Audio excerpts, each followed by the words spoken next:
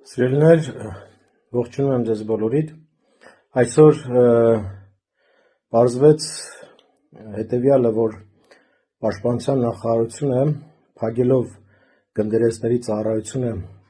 Պաշտպանության նախարարությունում, այսպես կարելի ասել, այլընտրանքային ձև է գտել այդ բացը լրացնելու համար եւ առաջարկում է բոլոր ուրացողներին, բոլոր դավաճաններին, բոլոր այն կարգալուծ եղած նախկին հոգևորականներին եւ այսօր էլ բանակում ծառայող որոշ հոգևորականների, ովքեր միացել են Նիկոլ Փաշինյանի եկեղեցի հալած քաղաքականությանը, առաջարկում է պաշտոններ Պաշտպանության նախարարությունում ինձ հասած տեղեկության համաձայն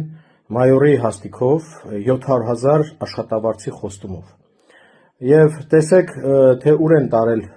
մեր հայրենիքը, ուր են հասցրել մեր հայրենիքը, որ անգամ պետական բյուջեից Պաշտպանության բանակին նախարարության ներողություն տրամադրվող ծախսերի հաշվին հովանավորում են եկեղեցի հալած իրենց քաղաքական օրակարգը։ Այսինքն մարդկանց վճարած հարկերի, մարդկանց վճարած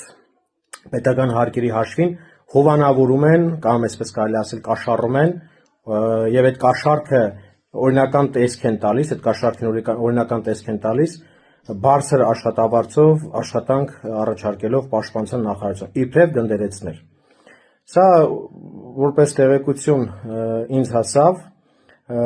կարծում եմ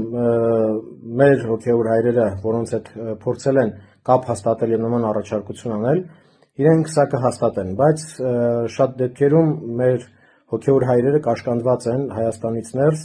նման հարցերի մասին խոսել կամ նման հարցեր բարձրաձայնելուց, որտեղ ուժայիներով ահաբեկում են